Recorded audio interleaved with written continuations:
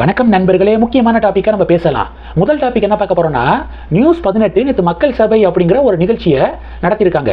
எங்கன்னா தந்தி இருக்காங்கல்ல, தந்தி நிர்வாகம், அவங்களுக்கு சொந்தமாக இருக்கக்கூடிய ஒரு இடத்துல எக்மோர் பக்கத்தில் மக்கள் சபை நிகழ்ச்சியை ஏற்பாடு பண்ணியிருக்காங்க. இதில் செந்தில்வேலு, பாஜகவுடைய இளைஞரணியுடைய மாநில தலைவர் எஸ்ஜி சூர்யா, நாம் தமிழர் கட்சியை சேர்ந்த இடும்பாவனம் கார்த்திக்கு, தாவேக்கால சமீபத்தில் போய் சேர்ந்த நாஞ்சில் சம்பத்து, இவங்கெல்லாம் கலந்துக்கிட்டாங்க. அவங்களுடைய பொலிட்டிக்கல் வியூஸை அவங்க கொடுக்கறது தான் இந்த நிகழ்ச்சியுடைய கருப்பொருள். செந்தில்வேலு பேச ஆரம்பிக்கும் போது பாஜகவினர் சில பேர் கிண்டல் பண்ணதாகவும், அதுக்கு கடுமையாக எதிர்ப்பு தெரிவித்து செந்தில்வேலு அந்த ஸ்பாட்ல இருந்து வெளியேறியதாகவும், வெளியே போயிட்டு திமுக காரங்க நிறைய பேரை திரட்டி கொண்டு வந்து பாஜகவினருக்கு எதிராக அவர் வன்முறையில் ஈடுபட முயற்சி செய்ததாகவும் பெரிய ஒரு பஞ்சாயத்து. பாஜக இளைஞரணியுடைய மாநில தலைவர் மீது தாக்குதல் நடத்தப்பட்டுச்சு அப்படின்னு பாஜக தலைவர்கள் எல்லாமே கொந்தளிச்சு பதிவுகள் போட்டுக்கிருக்காங்க. எஸ்ஜி சூர்யா என்ன சொல்றாருன்னா, 1 மணி நேரம் மின்சாரத்தை துண்டித்து பாஜக நிர்வாகிகள் மீது தாக்குதல் நடத்த முயற்சி நடந்துச்சு அப்படின்னு ஒரு பகீர் குற்றச்சாட்டை முன் வச்சுக்கிருக்காரு. அதனால பாஜக திமுக இடையே பெரிய பஞ்சாயத்து.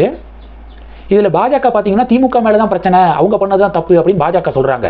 திமுக காரங்க என்ன சொல்கிறாங்க, செந்தில்வேல் என்ன சொல்கிறாருன்னா, பாஜக தான் பிரச்சனை, அவங்க தான் இதை வேணும்னே பண்ணது அப்படின்னு திமுக காரங்க சொல்கிறாங்க. அதனால் மூன்றாவதாக அதில் கலந்துக்கிட்டாரு பார்த்தீங்களா இடும்பாவனம் கார்த்திக், அவருடைய வியூ என்ன, அவர் யார் மேலே தப்புன்னு சொல்கிறாரு அப்படிங்கிறத தேடி பார்த்தேன். இடும்பாவனம் கார்த்திக் தெளிவாக அவருடைய சமூக வலைதளத்தில் பதிவு போட்டிருக்காரு. இது சம்பந்தமாக நிகழ்ச்சி நடந்துச்சு. செந்தில்வேல் பேச ஆரம்பிக்கும் போது பாஜகவினர் கேலி பண்ணாங்க. ஒருத்தர் பார்த்தீங்கன்னா அதில் ஒருமையில் வந்து வார்த்தையை விட்டுட்டாரு. செந்தில்வேல் உடனே அந்த ஸ்பாட்லேயே கெட்ட வார்த்தையெல்லாம் திட்டி பதில் கொடுத்துட்டு கோபம் அடைந்து அந்த அரங்கத்தை விட்டு வெளியேற முயற்சி பண்ணாரு. 100 பேரை நான் இறக்கி காட்டட்டுமா அப்படின்னு சொல்லி கோபத்தோட கத்தி அந்த அரங்கத்தை விட்டு வெளியேறினாரு. நியூஸ் 18 நிர்வாகம், நெறியாளர் இவங்கெல்லாம் சமாதானம் செய்ய முயற்சி பண்ணாங்க. செந்தில்வேலை அவர் கேட்கவே இல்லை, அரங்கத்தை விட்டு வெளியேறிட்டாரு. அதன் பிறகு நிகழ்ச்சி தொடர்ந்து நடந்தது. திமுகவுடைய தங்க தமிழ்செல்வன் இருக்கார்ல, திமுக எம்பி, அவர் பேச ஆரம்பிக்கும் போதும் ஒரு சில பாஜகவினர் பார்த்தீங்கன்னா கேலி செஞ்சாங்க. ஆனால் தங்க தமிழ்செல்வன் செந்தில்வேல் மாதிரி நிதானத்தை இழக்கலை. தங்க தமிழ்செல்வன் எதிர்வினை ஆற்றினார். அந்த கேலி செய்த பாஜகவினர் ஒரு சில பேர் அமைதி ஆயிட்டாங்க. பிறகு பேசி முடிச்சதுக்கப்புறம் இப்படி பண்ணக்கூடாது அப்படின்னு அறிவுரை வழங்கிட்டு அவர் இயல்பாயிட்டார் தங்க தமிழ்செல்வன். ஆனால் செந்தில்வேலு வெளியே போயிட்டு திமுக குண்டர்களை திரட்டி கொண்டு வந்து வன்முறையை ஏவி விடுறது எந்த மாதிரியான அரசியல்?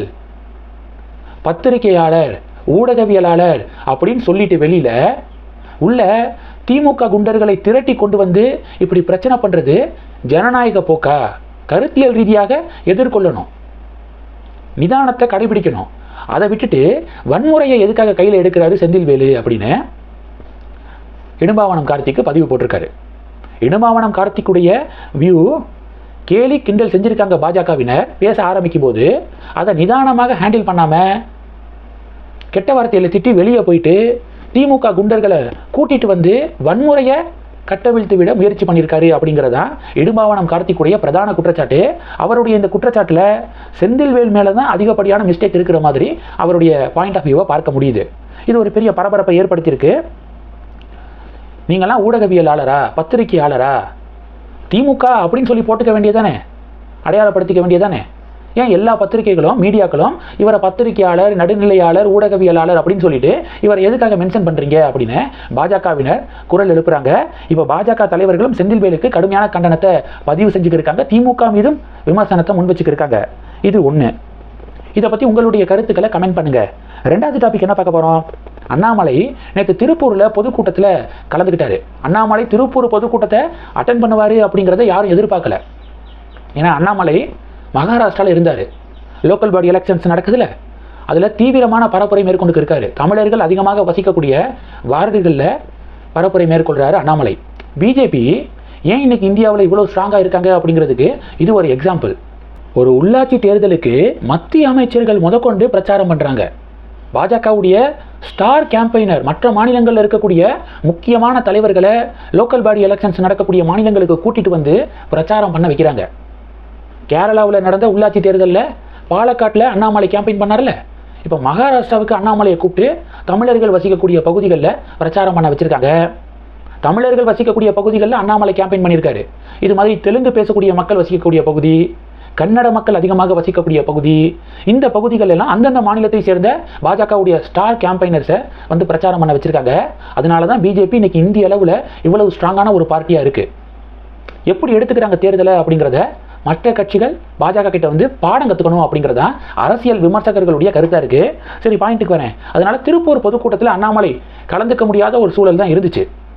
ஆனால் லாஸ்ட் மினிட்ல யாரும் எதிர்பாராத வகையில் டக்குன்னு மகாராஷ்டிராவிலேருந்து கோயம்புத்தூர் வந்து கோயம்புத்தூர்லேருந்து திருப்பூர் நிகழ்ச்சியை அட்டன் பண்ணியிருக்காரு அண்ணாமலை ஸ்டேஜில் ஏறினோனையே எதிர்பார்க்கவே இல்லை இங்கே கூடி இருந்தவங்களாம். அண்ணாமலை வந்தோன்னே அவ்வளவு சந்தோஷம் பாஜக தொண்டர்களுக்கு. மேலே துண்டு போட்டிருப்பாங்களே, காவி துண்டு, அதை எடுத்து சுற்றி தங்களுடைய அன்பை வெளிப்படுத்தியிருக்காங்க. அந்த வீடியோ ட்ரெண்டிங்காக வந்து ஷேர் ஆகுது. இது 2. 3வது டாபிக் என்ன பார்க்க போகிறோம்? தேமுதிக கடலூரில் அவங்களுடைய மாநாடை நேற்று நடத்தியிருக்காங்க. கடந்த 6 மாத காலமாக பிரேமலதா விஜயகாந்த் அவர்கள் யாரோட கூட்டணி 2026 அப்படின்னு கேட்கும்போதெல்லாம் கடலூர் மாநாட்டில் நாங்கள் அறிவிப்போம் அப்படின்னு தொடர்ந்து சொல்லிக்கிட்டு இருந்தாங்க. சரி, கடலூர் மாநாட்டில் யாரோட கூட்டணி அப்படிங்கிறத அறிவிக்க போகிறாங்க அப்படின்னு எல்லாரும் எதிர்பார்த்த போது ட்விஸ்ட் நடந்திருக்கு. நேற்று நடந்த மாநாட்டில் தேமுதிக அவங்களுடைய கூட்டணி நிலைப்பாட்டை அறிவிக்கலை அப்படிங்கிறத பார்க்க முடியுது. அதனால் இன்னும் அந்த சஸ்பென்ஷன் நீடிக்குது. தை பிறந்தால் வழி பிறக்கும் அப்படின்னு தேமுதிக சொல்கிறாங்க. அங்கிட்டு ஓபிஎஸ் தை பிறந்தால் வழி பிறக்கும் அப்படின்னு சொல்கிறாரு. நயினார் தை பிறந்தால் வழி பிறக்கும் அப்படின்னு நயினாரும் சொல்கிறாரு. தை பிறக்கட்டும், ஜனவரி 15ஆம் தேதி பொங்கலா தை பிறக்குது. அதுக்கப்புறம் இவங்களுடைய பொலிட்டிக்கல் வியூஸ் என்ன, கூட்டணி நிலைப்பாடு என்ன அப்படிங்கிறத பொறுத்திருந்து பார்க்கலாம்.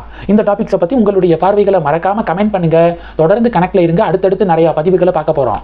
நன்றி. ஜெய் ஹிந்த்.